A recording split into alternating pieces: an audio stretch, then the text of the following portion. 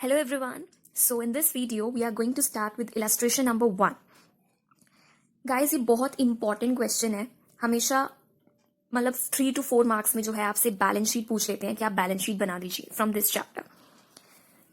Question क्या है? A company had an authorised capital of 10 lakh divided into 1 lakh equity shares of 10 each.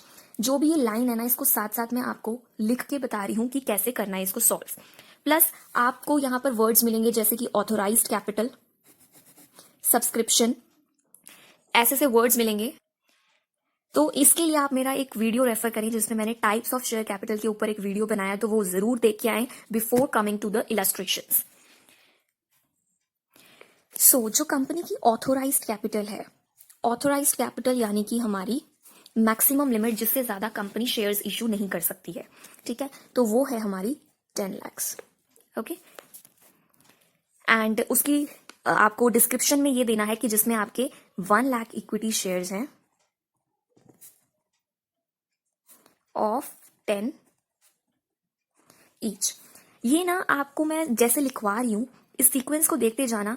इसी के through आपको ये पता चल जाएगा कि बैलेंस शीट कैसे बनानी है और नोट्स टू अकाउंट कैसे बनानी है. अभी सिर्फ हम क्वेश्चन पढ़ के उसको लिख रहे हैं कि उसमें क्या दिया हुआ है. Next line is, it is decided to issue 60,000 shares for subscription and received applications for 70,000 shares. ठीक है, अब इशू के लिए यानी कि इशूड कैपिटल जो है हमारी वो है 60,000 शेयर्स यानी कि 6 lakhs. ठीक है, 60,000 शेयर्स यानी कि 6 lakhs. अब यहां पर जो एप्लीकेशंस आई हैं वो है 70,000 यानी कि कितने लोगों ने अप्लाई किया है वो है हमारे 70,000 शेयर्स. लेकिन हमने सोचा है कि हमने सिर्फ 60,000 को ही इशू करना है, तो हमारी इशू कैपिटल 6 लाख 60,000 के हिसाब से ऑफ 10 ईच 6 lakhs बन जाएगी. ठीक है, हमें ये नहीं देखना कि लोगों ने कितनी एप्लीकेशंस दी है, हमने यहां पर इशू कैपिटल में वो लेना है जो कंपनी ने डिसाइड किया है कि हमने इतना शेयर्स जो है वो इशू करने हैं. Next line is, it allotted 60,000 shares and rejected remaining applications. Remaining applications जो आपकी हैं वो कौन सी आएंगी? 70,000 थे जिसमें से आपने 60,000 इशू कर दिए, रिजेक्ट कितने किए? 10,000 shares. Okay. Next is, up to 31st March 2017, it has demanded or called 9 per share. All shareholders have duly paid the amount called except one shareholder having 5,000 shares who have paid only 7 per share.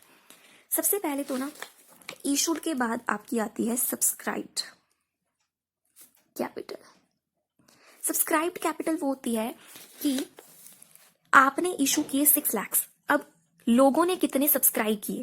अब लोगों ने applications तो 70 के लिए भेजी थी जो कि इशूड से ज्यादा है.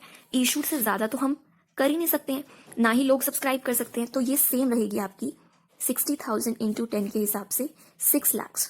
अगर ऐसा होता कि लोग अप्लाई करते 50,000 एप्लीकेशंस के लिए, तो हम सब्सक्राइब में लिखते 50 कि लोगों ने सिर्फ 50 के लिए अप्लाई किया है.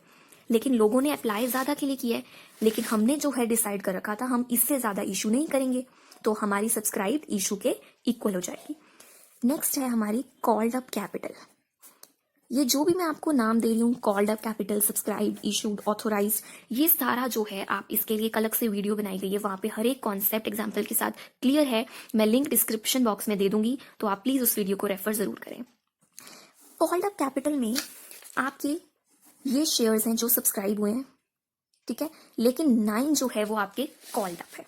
9 जो है कॉल्ड अप. फेस वैल्यू है 10 रुपीज आपके शेयर्स की, लेकिन आपने कहा कि मुझे 10 में से आपने शेयर होल्डर्स को कहा कि मुझे 10 में से सिर्फ 9 रुपए अभी के लिए दे दो. आपने सिर्फ 9 रुपए की कॉल करी है. कैलकुलेटर्स आप सबको अलाउड है, चाहे छोटी कैलकुलेशन ही क्यों ना हो. एग्जाम्स में बिना रिस्क लेते हुए आप जरूर उसको कैलकुलेट करके देखें. So we have 60,000 into 9 equals to 4,50,000. तो 4,50,000 की आपकी हो गई कॉल्ड अप शेयर कैपिटल. तो गाइस, आपके ना ये नोट्स टू अकाउंट्स यहां तक तो सिंपल हमने क्या किया है, क्वेश्चन की लाइंस पढ़ पढ़ के डायरेक्ट उसको यहां पर हमने लिख लिया है. Authorised capital, subscription, issued, called up. ठीक है, अब हमेशा कॉल्ड अप में से ना आपने लेस करनी होती है कौन सी? Unpaid calls. अब अनपेड कॉल्स क्या है? इसके लिए हम क्वेश्चन की तरफ दोबारा जाएंगे। All shareholders have duly paid the amount called except one shareholder holding 5,000 shares who have paid only 7 per share. तो आपकी अनपेड कॉल्स किसके शेयर होल्डर के लिए, जिसने सिर्फ 5,000 शेयर्स के लिए अप्लाई किया है और 7 रुपए उसने पे कर दिए हैं। 7 रुपीज पेड है, कॉल्ड कितने हैं, 9 मांगे थे जिसमें से 7 दे दिए हैं, ठीक है। तो 2 रुपए जो हैं वो आपके हैं अनपेड कॉल्स, यानी कि 10,000 जो हैं आपकी अनपेड कॉल्स हैं, जिसको आप लेस करोगे कॉल्ड अप में से, और ये आपकी 5,30,000 शेयर कैपिटल, ठीक है। तो गाइस ये अभी हमने सिर्फ क्या किया है, कुछ भी नहीं किया, क्वेश्चन को देख के लिखा है और ये हमारे नोट्स टू अकाउंट्स रेडी है। नोट्स टू अकाउंट्स रेडी में क्या है, नोट्स आपने बनाने कैसे हैं, मैं आपका एक फॉर्मेट आपको बता देती हूँ। सबसे पहले तो आपका फॉर्मेट जो है सिंपली बनेगा नोट्स टू अकाउंट्स में इस तरीके का। नोट्स टू अकाउंट्स क्या होता है, जब भी आप बैलेंस शीट बनाओगे, ठीक है, उसमें नोट्स टू अकाउंट्स जरूर बनानी है, क्योंकि बैलेंस शीट में हम सिर्फ डायरेक्ट अमाउंट लिखते हैं, उसकी डिस्क्रिप्शन नोट्स टू अकाउंट्स में आनी चाहिए।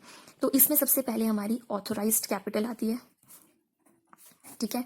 ऑथोराइज्ड कैपिटल जब आप यहाँ पर हमने कैलकुलेट करी 10 लाख, ठीक है, तो इसी तरीके से आप यहाँ पर टी शेप बना सकते हैं, ठीक है। ऑथोराइज्ड कैपिटल लिखी, उसको नीचे डिस्क्रिप्शन दिया और आगे आपने 2 लाइनें लगा दी कि इसका काम खत्म। फिर इशूड कैपिटल को आपने लिखा, उसकी डिस्क्रिप्शन दी कि इतने शेयर्स हैं ऑफ दिस अमाउंट, और नीचे लाइन लगाई, इसका काम खत्म। उसके बाद आ गए हम सब्सक्राइब्ड कैपिटल पे। सब्सक्राइब्ड कैपिटल पे क्या था, हमने वही लिखा जो हमारी इशूड कैपिटल थी। क्यों लिखा, मैं आपको यहाँ पर एग्जांपल देके समझा चुकी हूँ कि अगर 50,000 होता तो हम सब्सक्राइब में 50,000 लिखते, लेकिन वो 70,000 जो कि इशूड से ज्यादा है, ऐसा हो नहीं सकता, इसलिए हमने उसको उसके इक्वल रखा, ठीक है। फिर सब्सक्राइब कैपिटल लिखी आपने, उसका काम खत्म। उसके बाद सब्सक्राइब के बाद लोगों ने इतना सब्सक्राइब किया, लेकिन आपने 10 रुपए के बजाय कहा सिर्फ 9 रुपए दे दो, तो इतनी आपकी कॉल्ड अप आती है, जिसमें से आप अनपेड कॉल्स, जो कि आपका एक शेयर होल्डर था जिसके पास 5,000 शेयर्स थे, उसने 2 रुपए नहीं दिए, इसको आप कॉल्ड अप कैपिटल में से माइनस करेंगे एंड ये आपकी नेट जो आपकी कैपिटल है वो आ जाएगी। नोट्स टू अकाउंट्स में सिर्फ आपने क्वेश्चन को पढ़ के इतना प्रिपेयर कर दिया, काम खत्म। अब हम आते हैं बैलेंस शीट की तरफ। बैलेंस शीट में बच्चे 2 चीजें बनती हैं आपकी। बैलेंस शीट ध्यान से देखना, बैलेंस शीट में हमने क्या बनाना है, ठीक है। बैलेंस शीट में ना आपने एक लेनी है इक्विटी एंड लायबिलिटी साइड, और एक आएगी आपकी एसेट साइड, ठीक है। अब जो इक्विटी एंड लायबिलिटी है उसमें आती है हमारी शेयर होल्डर्स फंड में शेयर कैपिटल, ठीक है। शेयर होल्डर्स फंड्स में आती है हमारी शेयर कैपिटल, और एसेट्स में आपको बैंक बैलेंस या फिर कैश इन हैंड, ठीक है। इस तरीके से आप जो है एसेट में ये प्रिपेयर कर सकते हो। इसके अंदर एक हेड जरूर देना कि ये करंट एसेट्स के अंदर आ रहा है, ठीक है, करंट एसेट्स। अब ये मैंने सिंपल एक फॉर्मेट बनाया है, मैं आपको समझाती हूँ। जो आपकी शेयर कैपिटल है ना, जो आप यहाँ लिखते हो, उसमें कभी भी ऑथोराइज्ड इशूड का कोई लेना देना नहीं होगा, ठीक है, कोई लेना देना नहीं होगा अनटिल एंड अनलेस आपकी इशूड कैपिटल ही जो है आपकी एंड में आ रही है, कि ना कोई अनपेड कॉल्स हैं, कॉल्ड अप भी फेस वैल्यू है, कि सब कुछ इक्वल ही 6 लाख ही बना रहा है नीचे तक, तो इशूड को ही आप यहाँ लिखेंगे। आपको यहाँ पर मेन लिखनी है नेट कैपिटल। अगर इशूड, इसका मैं आपको सिंपल से एग्जांपल देती हूँ कि लोगों ने सब्सक्राइब किया 60 के लिए, ठीक है, आपने 9 रुपए कॉल किए, अगर आप इसकी जगह 10 रुपए कॉल करते तो ये भी 6 लाख आ जाता, ठीक है। अनपेड कॉल्स कोई होती ही ना तो लेस कुछ नहीं होता, नेट भी 6 लाख आ जाता, तो आप डायरेक्ट यहाँ पे 6 लाख लिखते, लेकिन नहीं, अभी आपकी जो नेट कैपिटल है वो ये आई है, उसमें आपको इशूड और ऑथोराइज्ड से कोई लेना देना नहीं है, कोई लेना देना नहीं है। आपको नेट कैपिटल जो है वो आपकी शेयर कैपिटल जाएगी बैलेंस शीट में 5.3 लाख से, और यही अमाउंट जो है आपकी बैंक या कैश इन हैंड में शो होगी 5.3 लाख से। अब हमने इसको बैंक या कैश में क्यों दिखाया, उसके पीछे का लॉजिक ये है कि जब आपने इतने की शेयर कैपिटल जो है एक आपने रेज किया उससे फंड अपना, तो आपने रेज किया तो या तो आपके पास बैंक में पैसा आया होगा या कैश में पैसा आया होगा, जिससे ये दोनों इंक्रीज होंगे ना, तो बैलेंस शीट तो ऑब्वियसली इक्वल होती है दोनों साइड्स, भले हम यहाँ पे सारी चीजें नहीं डाल रहे, डिबेंचर्स, डेट, जो भी चीजें होती हैं आपकी, इंटेंजिबल एसेट्स, टेंजिबल एसेट्स, काफी कुछ हम नहीं डाल रहे हैं इसमें, हमने सिर्फ 2 हेड्स लिए हैं, बट फिर भी बैलेंस शीट तो इक्वल होगी ना, both liability and assets will be equal. तो हमारा उसके पीछे का लॉजिक यही है कि जो शेयर कैपिटल है ये हमने नेट ली है, ये वाली, और अगर हमने कैपिटल रेस किया है तो हमारे पास फंड जो है बैंक या कैश में आया होगा, जिससे हमने उसको करंट एसेट में शो कर दिया। तो ये बहुत ही सिंपल सी चीज थी, क्वेश्चन को पढ़ पढ़ के हमने नोट्स टू अकाउंट्स बनाने सीखे और उससे बैलेंस शीट सीखी। सो गाइज, अगर आपको ये समझ आया हो और अच्छी लगी हो तो प्लीज मेरे चैनल को लाइक एंड सब्सक्राइब करें।